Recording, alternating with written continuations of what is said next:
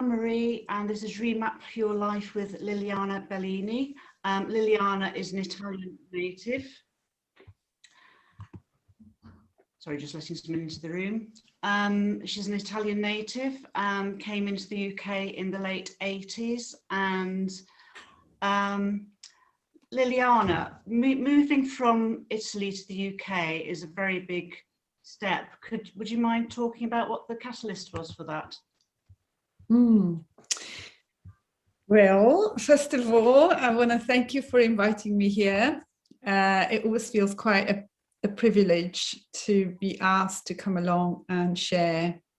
So thank you, Anne-Marie, and it's a chance to get to know you as well, you know, and this is a special space, and I know you've already had people with extraordinary stories. So I'm really, touched that you asked me here. And also, I would like to thank all of you that have come along. I see some really, really lovely faces and names here. I even see someone called Mikey Craig, who is my husband. So that is a bit of a shock.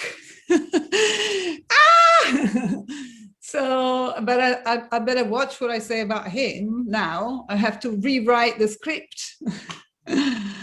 So it is a real pleasure. Thank you for being here. And thank you also for those of you who will listen to this webinar later on. We'll take the time to listen to this. So I'm very grateful for that. I also would like to, what I've thought I would do is to speak for a while. And then if I really love questions and I really love people, you know, I love to explore things with people. And it's a beautiful opportunity for me to see more anyway, together. So this is a space for that as well.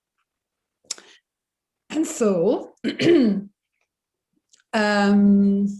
so when you asked me, Anne-Marie, I thought, what was the topic? What topic shall I bring? And you said, well, it's in the name of my series of webinars. So I thought, yeah, remap your life. And I got curious, and I was thinking, okay. And so for me, that was an invitation to look at my story in a different way. Because, you know, I've kind of told my story and, you know, I shared it here and there, and there's kind of crucial bits and important bits, relevant bits. But this time I thought, I almost kind of stepped back and I looked at it as if I was looking at it from above, like a map. And I saw my journey, you know, so, and it was almost like a timeline. So I thought, interesting, I've never quite looked at it like that. Let's hope that what I share then, because of it, is more fresh. So that's my wish, is that this is going to be fresh. Even if you don't know me and you listen to me for the first time, it would be nice if I had a feeling of freshness. So perhaps I can convey that, and it might be more relevant to you as well because of it. So you asked me what made me move from Italy here. Yeah, it was a big move. And I came by myself without, I had a friend, but I didn't have a language. I didn't have a place to stay. I didn't have a job. I didn't have anything. and I came. And that was one of many unconventional, if you wish, decisions I've made in my life. And if it could be seen as a remapping, yeah, like many other things I've done. So I came, I trained in something, and then I came and did something else. And that was, that happened quite a few times in my life. And I But I can honestly say, and I can tell you, give you a brief idea of what I've done. Yeah, I can honestly say that the remapping didn't come from much thinking. I didn't really overthink my remapping back then, and then I continued on even more recently. So that was like, I didn't really like, oh, I have to remap my life or review things and change. It was more like the next step, obvious step to do. And it was like, I literally followed what I felt I wanted to do. And intuitively kind of thought, that's nice. I want to do that. So there wasn't much thinking attached to that. Yeah. However, there was a drive from a restlessness that I felt within me. There was something that, yes, I wasn't overthinking it, but the feeling I had was often of having to move and a bit of a restless thing attached to that. And with this talk, I just reflected that how everybody, there's one thing that I've noticed, which is interesting, is that anyone I've come across, anyone I worked with, all different demographics, backgrounds, cultural, backgrounds, and anyone, any age, anyone literally, or agreed with me whenever I checked in and I said, would you like to live in a nice feeling? And everybody said, yeah, that makes sense. Yes, I want to live in a nice feeling. And everybody seemed to agree with this wherever I went, and that included me. Whether we succeeded or I succeeded to do that or not, or whether we do or the people I asked or not, sometimes it really looks like we are in a bad feeling and want to be there, stay there. But a nice feeling of a peaceful feeling and a peaceful experience of life is something that we wouldn't turn down, would we? No, none of us. Would you agree? Yeah.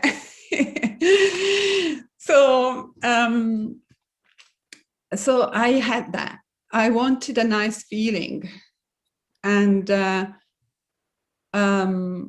I can tell from when I was a baby. I know I had a teddy bear, and by the time I was 5, it was falling apart. But that was my nice feeling, my nice place. So I learned that something out there would give me that feeling from the teddy bear onwards. So it would be, later on, it could be food, it can be a friend, it can be a place, it can be anything really. Then we go into like, we want the good feeling from social media. We want the good feeling from a relationship. We want the good feeling from a car, a friend. We want a good feeling from money. So I think that's a universal thing, and I think everybody agrees with it. And I like that when I find something that everybody can agree with, and we can all meet there. So I did that. So even without analyzing too much and remapping my life along the way, and I was looking for a good feeling all along. And I actually drew my little timeline. I'm looking at it. It's like with dots, red dots. I can show you. It's a bit messy, but so many things happened. I had chosen all unconventional stuff, by the way, with me. Not that it matters too much right now. It's not relevant, but all unconventional. so I kind of was following, half of it was coming from my deeper self, and half of that was coming from that restless feeling and the need to feel okay, the need to feel whole. Yeah. So I got married young. My husband was here. Look at him. He is a musician. I never even talk about this, but he's a musician from an 80s band, you know, quite famous. And this is the first time actually, because that's, where did that come from? You know, I met the guy in a place and I thought, I like this person, he's really nice. And so I didn't even stop and overthink that. I had a child before marriage, I had got married and then a child, another child. So one thing after the next, you know, without thinking too much. And who knows, me would agree that I just go for it. And then I had a breakdown, big breakdown when I was 25 between children. I thought, what is this? Where did this come from? And why me? You know? And it took me a while to come back, but I did. And then from that breakdown, I started to think, hang on a minute, you know, what is this all about? And what can I do? What can I do so that I don't go back there? Yeah. And then I started to look outside even more, because I thought, okay, I don't want that again. That was frightening. So I got very busy. And on top of it, I thought, I don't want this to happen to any of my loved ones, my kids and everything. This is too bad. So I have to find a way. So I got so busy. So initially, for 6 years, I ran cookery classes. I was a self-taught chef. And for 6 years, didn't map that. It wasn't a remapping. It was just something that occurred to me. It fell on me.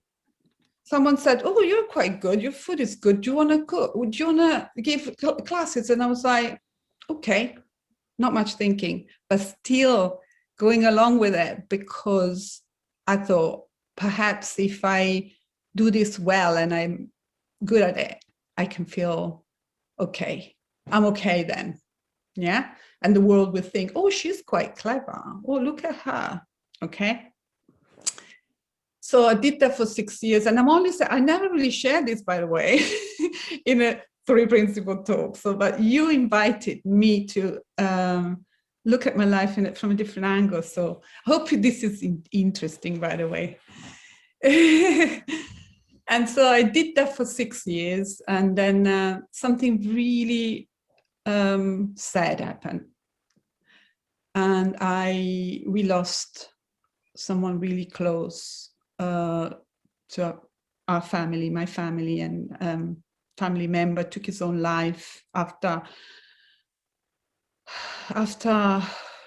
mental health issues and addiction, and he took his own life in prison. So that again, it was like, whoosh, it knocked me and knocked my family, shook us to the core. But then again, that pushed me again. It pushed me a little bit more. What can I do? I should be doing more. I'm not doing enough. Yeah. I've got 3 more children, 4. Yeah. And I've got to get busy, because that can't happen again. And so I got even more busy. And again, I got busy with things that I really loved. So I didn't have to, try and do something I didn't love and, to feel good. No, I was lucky because I just followed my heart in that. But still, I was really trying hard to make things okay for me, make things okay for my loved ones. And so I trained as a homeopath. I left cooking behind, trained as a homeopath, and I absolutely loved it. And I thought I found the answer. If you treat someone holistically and you take into account everything, then you can help them more than maybe. That was just my my view, more than the conventional way. So it's natural. So I threw myself into that. And in that, I added other things because it never quite felt completely enough, but we're almost there. So I trained as a doula. So I help women through childbirth. I did many births, loved every single one of them, and felt something profound with each birth, such a privilege and such a sacred space. So I thought, amazing. So I did that for 6 years alongside my homeopathic practice. And then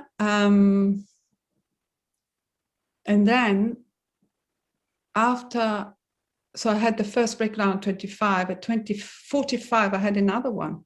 After all I acquired, all the NLP, EFT, hypnosis, homeopathy, and after doing what I loved, I had another breakdown. And I could look outside and point at what might have triggered it. But the point is, I found myself again in that hopeless place. And this time was really heavy. I thought I was fortunate because people, my husband kind of helped me really in that. But I felt a level of loneliness and disconnection that I didn't think was possible, and fear. My friend helped me, you know, but I thought, what did I do wrong? After all these years of training and understanding the body, understanding the deeper side of life, why? I was confused. So I was so ashamed because I thought you should know better. Why did you end up, I was beating myself up because I thought you have so many people seem to benefit from what you have to offer. Why not you? Why can't you help yourself? So I was there for a while, not for long.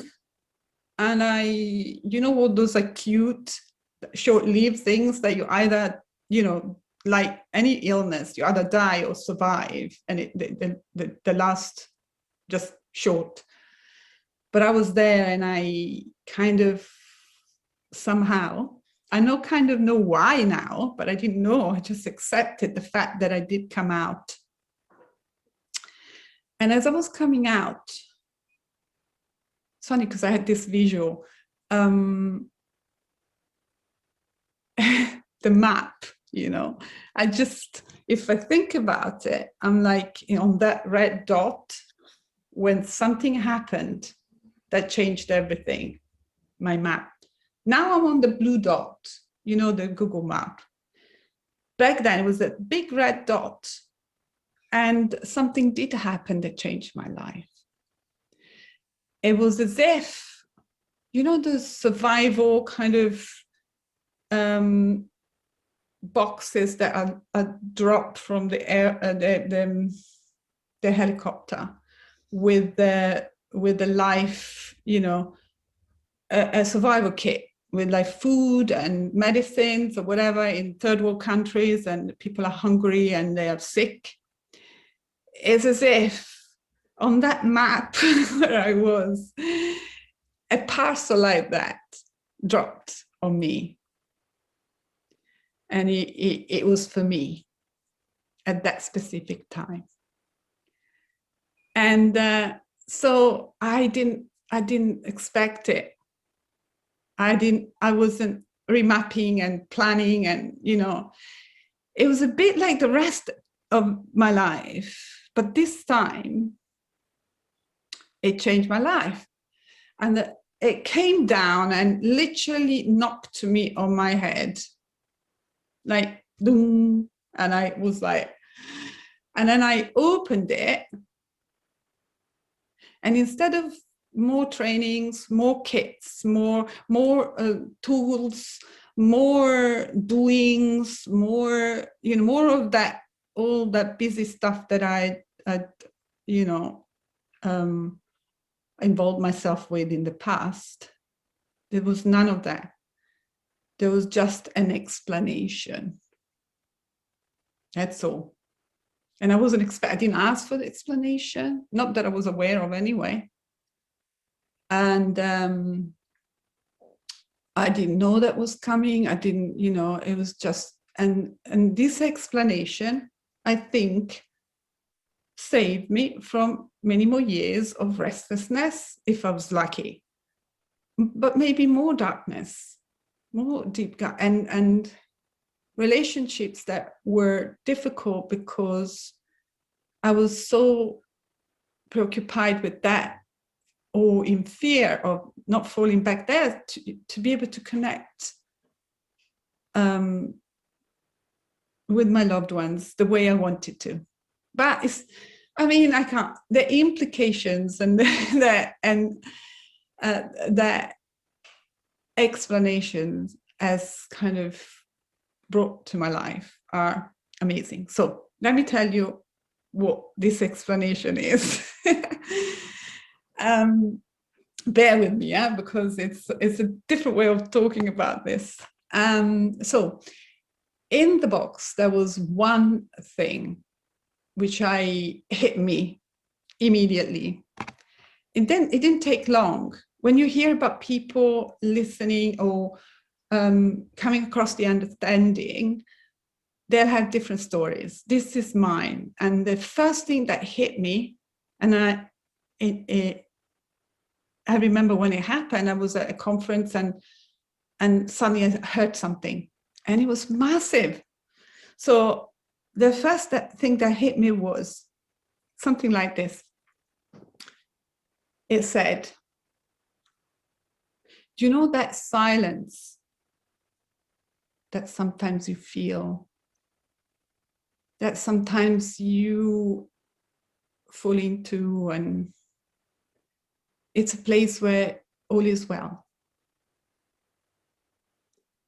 Maybe it only lasts a couple of minutes, but you have a sense that beyond your dramas, there is silence. And I was like, yeah, I think I know what that is.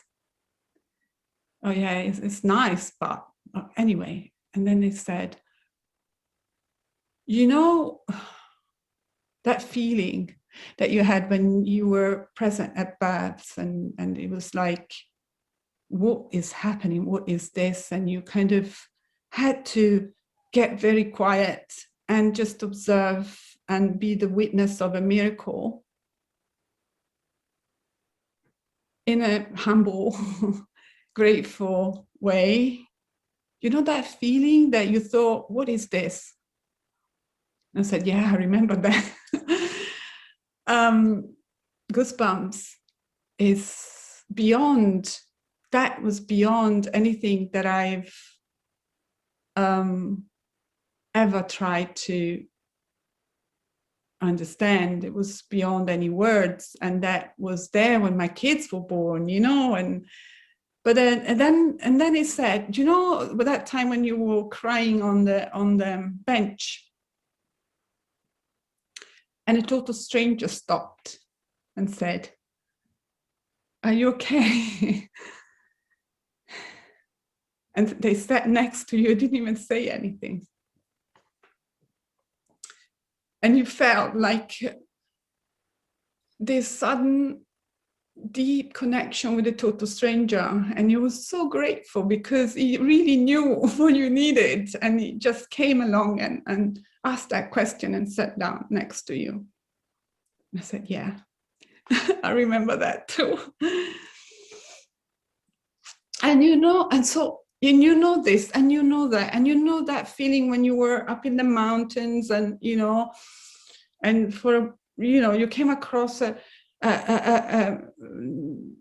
mountain goat, and she looked, and it looked straight in your eyes, and for a second you think, oh my God, what a connection. And so it kept on and on, And I said, yes, yes, yes, I do know. Yes, I do know. And then it said, that is you. That is the feeling that you've been looking for. That is the beneath the restlessness. There is this infinite, peaceful potential for peace and wholeness, and you were born with it. And then you started to think that it was to do with teddy bear, or it was to do with them as a boyfriend, or it was to do with doing well at school, or was to do with moving to England, it was to do with marrying Michael. And, you know, no, that is you, and that is can never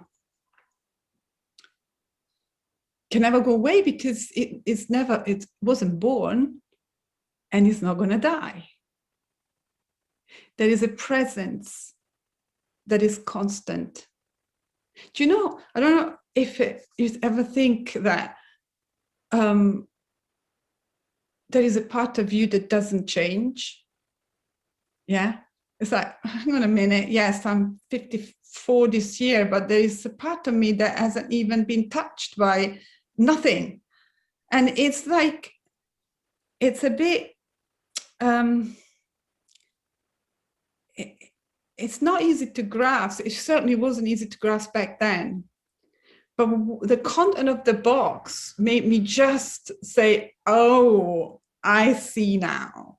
Oh, I understand now what that is. What that was. All those seemingly kind of random feelings or random things, well, random experiencing, internal experiences that I had weren't that random. So I kind of, I don't know if I did a good job at explaining it right now, but when I heard that, it blew me away. And we hear this expression many times, but it really, so much so that I had to lay down for 2 days. I was just like, really? Oh my God, if that's true, then everything is possible. And that it is, I felt, I stopped feeling separate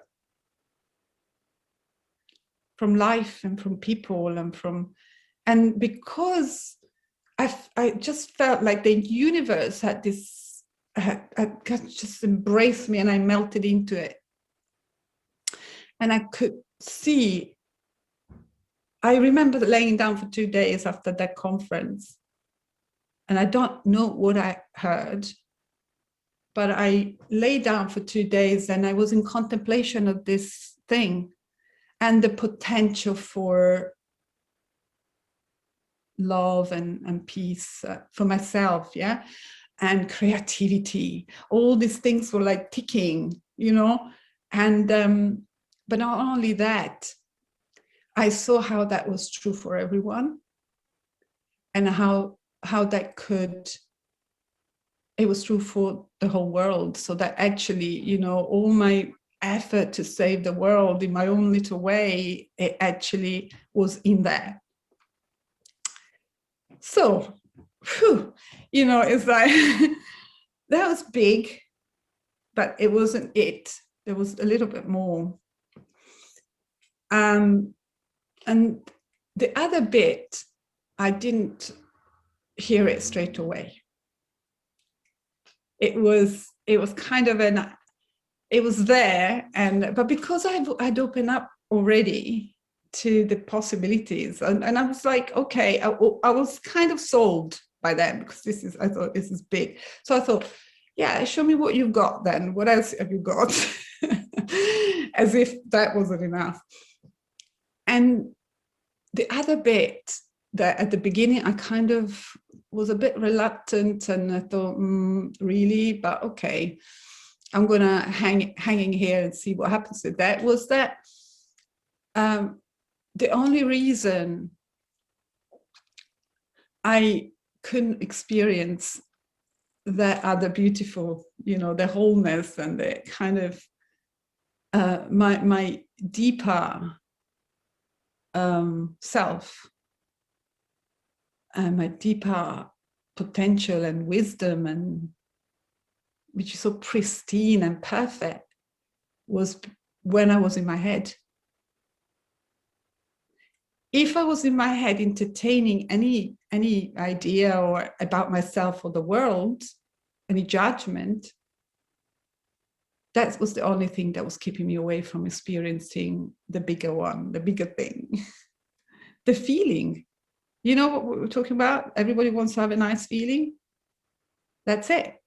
So, and it said, so, which was quite bold and a bit radical, it said, everything you'll ever experience,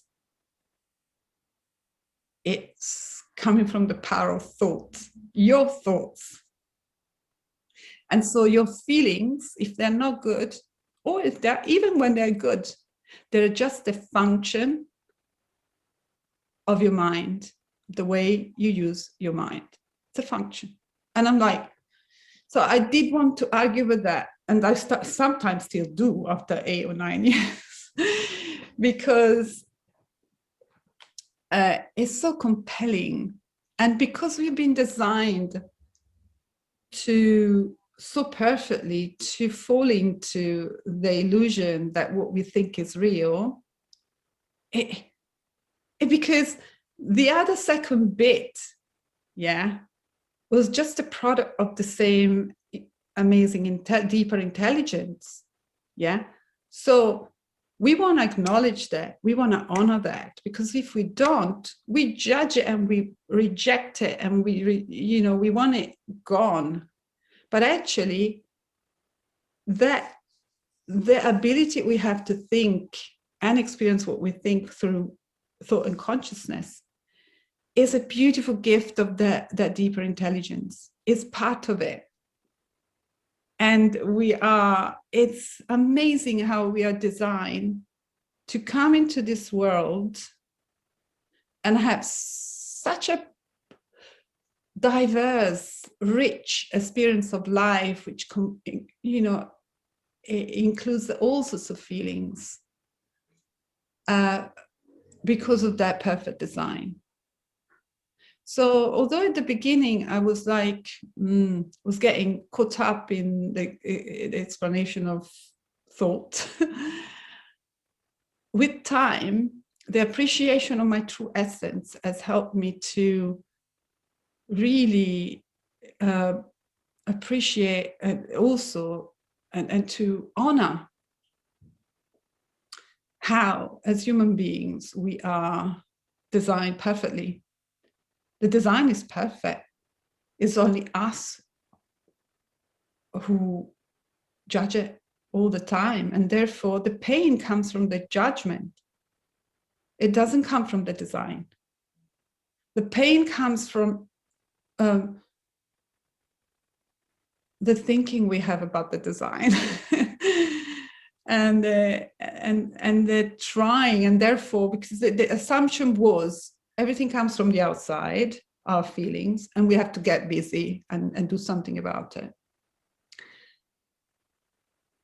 So all of that has fallen away. Imagine when if I'm so much lighter. There's so much less to do now. I'm like, but I'm still human, so I can get to have a full-blown experience of life through these gifts and not be scared of it, not go into the darkness of it, or even go a bit dark sometimes, but not create, without creating anything with it. I can just go through my dark days without judgment. And that's a big thing, because then you can get to have that without that having you, which is a teacher in the community says that very well, because our experience can have us, isn't it? Our feelings can have us. instead with this, I'm just having my experience, so I can be human and enjoy all that.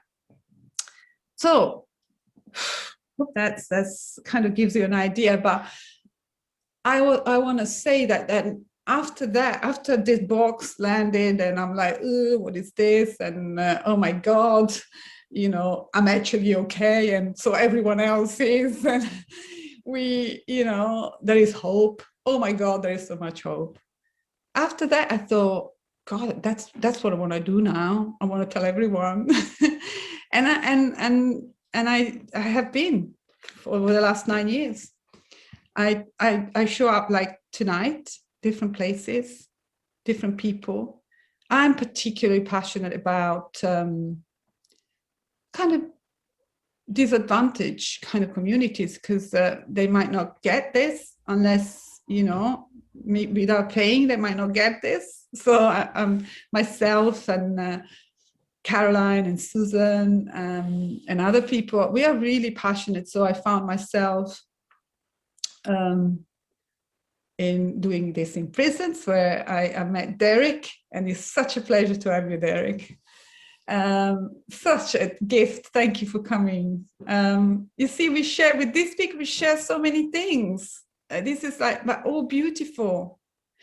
I can't tell you, there's nothing more life affirming, love affirming to witness someone kind of waking up like I did, you know, from and watch them just kind of let go and fall into their true selves, rather than hang out in those painful stories that look so real, and they kind of made us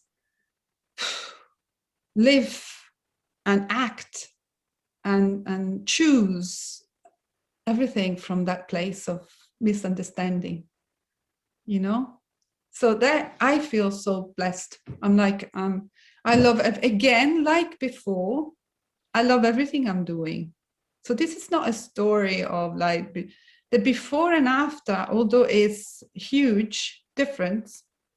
My life doesn't actually look that different, but sometimes it doesn't matter how subtle the changes or how big the changes in the form, you know. It still holds the same miraculous essence.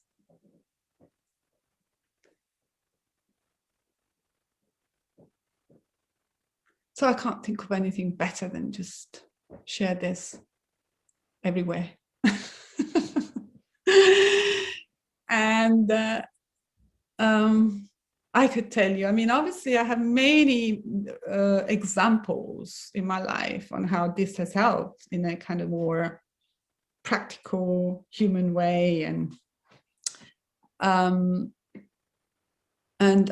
be happy to explore that with you. But right now I'd like to stop and see where you're at, if what you're hearing, if anything is landing for you.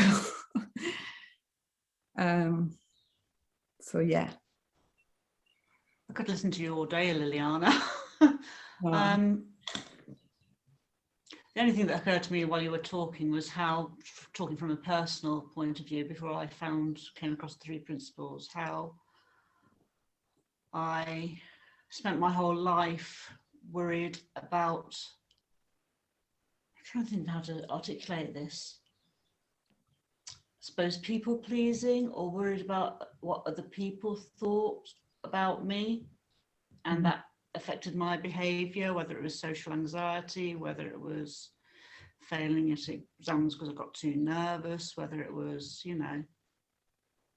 And when you were talking, that's what came to me, how much time I wasted worried about what other people thought or might be thinking. Even if I didn't know what they were thinking, somebody could look at me a certain way and I thought I knew what they were thinking, whereas I didn't know what they were thinking. Yes. So Yeah, that's what comes to mind with me, but I don't know if anybody else has got anything they want to ask Liliana or any comments.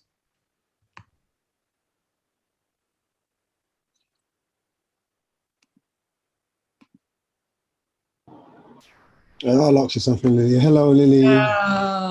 Derek. Hello, Suzanne. Wish I could give you a hug. Oh, I wanted so much you two, man. Just listening to you and just brings me back to that space, man. And just hearing your story in a bit more depth, just blows me away, man. Just hypnotized by the way you share, man. It's beautiful, man.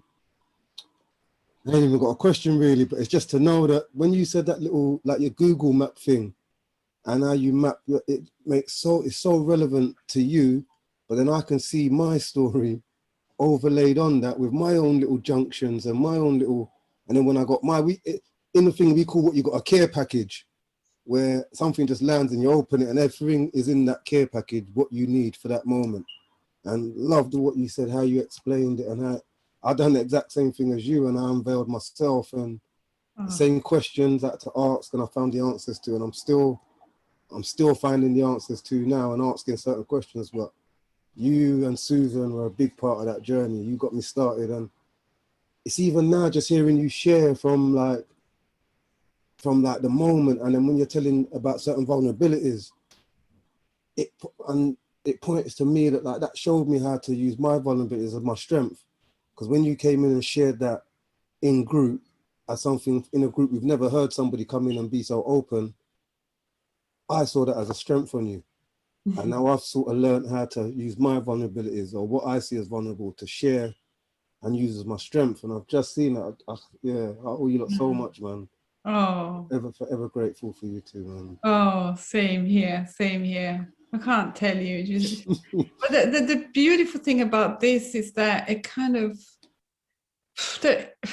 it levels us, you know. It's like playing field, and then everyone you have around, it can be your greatest teacher, you know. Everyone, like, I learned so much from you guys in prison. I can't even begin to tell you how much, and the level of love that I felt in those rooms, and how it just blew everything away, all the limitations that sometimes we put to freedom and love and hope and possibility and potential. Oh, they were like blown, what'd you say? They were kind of knocked down. And then I would travel back home, my little car, you know, and I would glide home. The journey there was like, oh, when am I going to get there? The journey back, I didn't even realize it, and I was home with that bursting feeling of love and gratitude in my heart.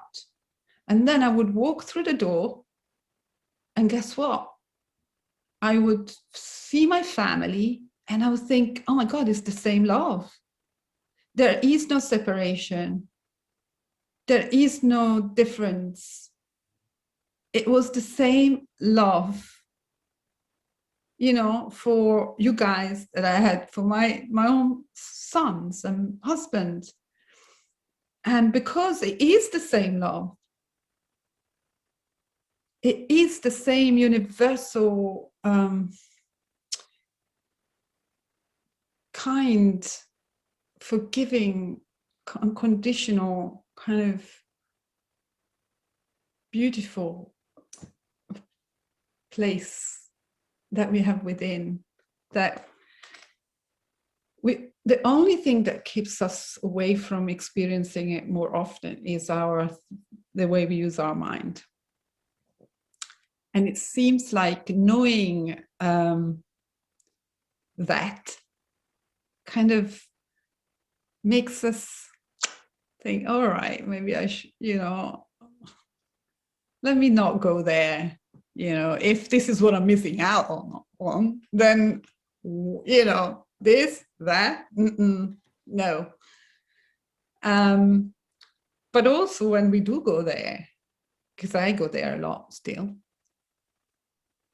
it's there is something holding me. It's like a thinner layer between myself, that beautiful, perfect, you know, peaceful, and my experience. There's a thin layer of thought. It's much thinner, so I can look through it, you know, and think, all right, oh, if that's who I am, but this is what I'm choosing to do for now, that's all right. I can do it for a while, you know. And so I definitely feel more held by my true self, with love and acceptance. And it's a bit like, you know, it's like, it's okay, you know. And then I can be human, 100% human. And oh God, I am so human, you know. I'd be here all day telling you how human I am.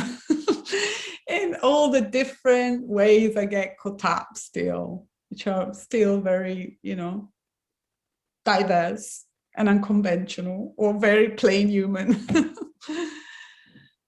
But God, I'm so grateful for this. I'm so grateful, you know.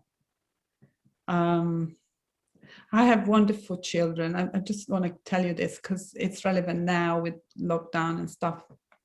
Very blessed, and that somehow with all the busy mind that I had, my children had their own innate well-being.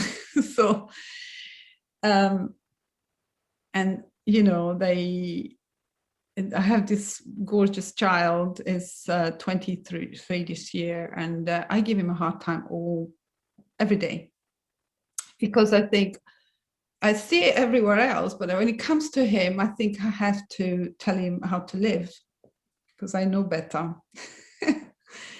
And he's here during lockdown and everything, and I think I'm on his back every day, even knowing this. Okay, I know that we have innate resilience, you know, but I need to tell him what to eat, how to sit, how many hours he should be on the computer, how many steps he should do every day. I'm on his back, but I think in a very like, you know, and then I go back and forth. Oh, I'm so sorry. I know I should know better. And then I go step in and out and in and out. And you know, my kids have picked up this in their own way. All right. It was in the background of growing up and stuff like that. Well, the last 9 years. So the other day he said, Mom, you know, he has compassion on me when I get really caught up, and, you know, that blows me away. You know, I'm on his back and he says, oh, that's Mom doing her thing again. Poor Mom, in a way, you know. And I think that's amazing, you know, because he knows that it doesn't have anything to do with him. You know, it has everything to do with what's going on in my mind and what I am paying attention to with regards to him. So it has this sense of I'm well, even if Mom is on my back all day long. So I actually feel sorry for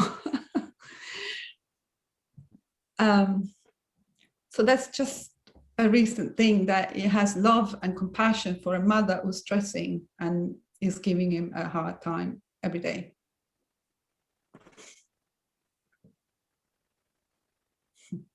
So there is a ripple. This has a ripple on everyone around us, even if we don't teach it. I try, but even those ones who don't want it say, no, don't give me that. If you're living it yourself, then it's the best way of loving them, is to and it's the most impactful way of offering it to them is by living it yourself.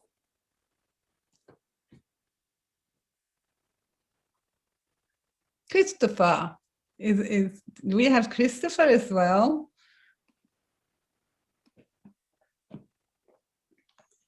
He's busy with the baby, isn't he, nowadays? We know what it's like, most of us anyway. Put the camera on now, so I don't know if that means he's about to talk. Hey, Christopher. Hello, Italian goddess. How you doing? Oh. I really, really, really, really, really miss you, lot. Serious, especially hearing your voice. It just put me back in that room and just, yeah, put me back into that listening mode. I really wanted to say a lot, but then it's like, nah, there's nothing to say. You're saying everything. You're saying everything. So yeah, thank you again for preparing me, you know, for life ahead in them groups there.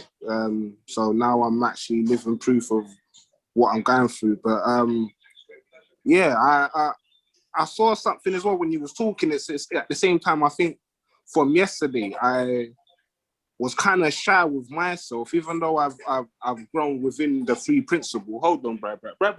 Even though I've grown with the free principle, like it's still a bit.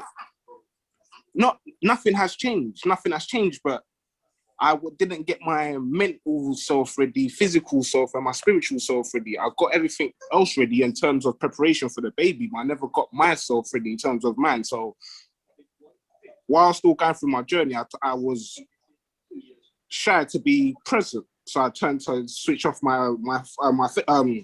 mute my face so no one can see me and still speak. But then I'm not showing who I am. It's the same as like I think I've been seeing and not literally feeling with what I'm seeing. So I was, you know, I was getting caught up with the outside instead of dealing with what was actually going inside with myself. So I had to take a time out and get that tough love again from Derek. Derek just certain point in time, tough love, you know, that's what you need sometimes. Sometimes like, especially coming from, well, only from my background, like from negative to positive, sometimes I still need to hear it as raw as it gets, because when you're being nice, it's like it don't sink in as well. So yeah. So no, I'm just once again I just miss hearing your voice, Liliana. So thank you again. Likewise, Chris. And if I may say, you know, you are an amazing listener, and that always was a gift in the group.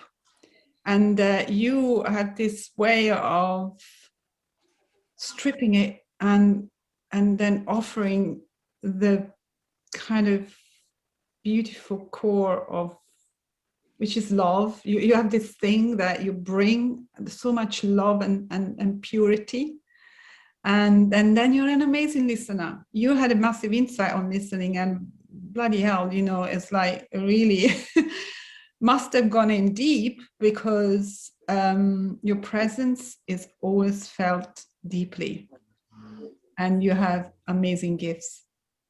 Thank you very much. Beautiful soul. You're a beautiful soul. That never forget that. I won't. Thank you very much. You're welcome.